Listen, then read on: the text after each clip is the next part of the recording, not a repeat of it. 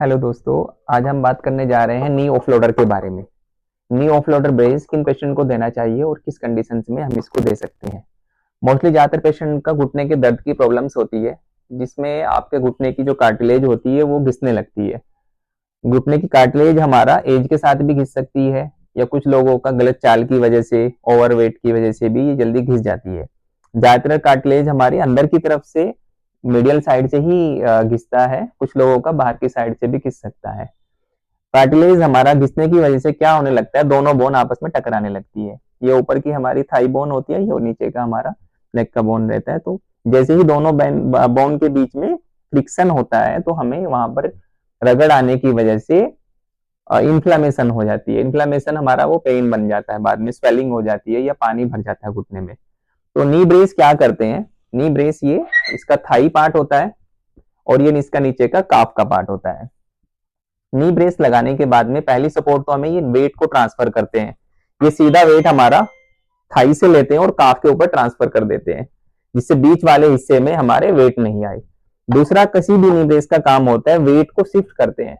Like patient को pen medial side है, अंदर की तरफ दर्द है, एक साइड का गैप कम हो रहा है और एक साइड का गैप हमारा ज्यादा है, तो ये वेट को हमारे शिफ्ट करते हैं।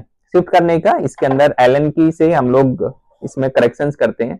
यहाँ पर एल की लगाते हैं और हम थाई को प्रेशर देते हैं, जो थाई बोन्स के पास में, ये इस केस में इस तरीके से।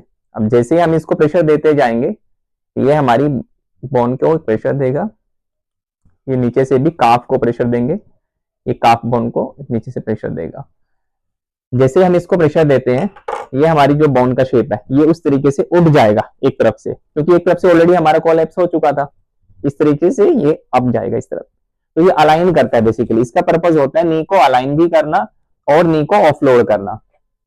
जब पेशेंट वॉक कर रहे होते हैं तो ये उसके साथ वैसे ही मूव करता है जैसे हमारा घुटना नॉर्मल मूव करता है। उठ बैठ सकते हैं इसके साथ में, आराम से अपनी जरूरत का जो काम होता है उनको कर सकते हैं। और सबसे अच्छी बात यह है कि अगर आपका अर्ली स्टेज में है, घुटने का जो प्रॉब्लम है ये ग्रेड 1 है, 2 है, 3 तक भी है, तो आप सर्जरी से बच सकते हैं, या अपने घुटने की सर्जरी को टाल सकते हैं अगले 10 सालों के लिए, 15 सालों के लिए।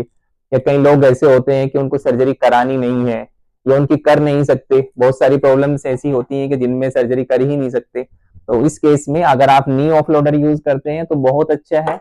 वैसे नी ब्रेस मल्टीपल कंपनीज के आते हैं, लेकिन हमें देखना यह है कि हमारे लिए कौन सा सुटेबल है। और नी ब्रेस हमेशा किसी भी प्रोफेशनल से ही लगाना चाहिए।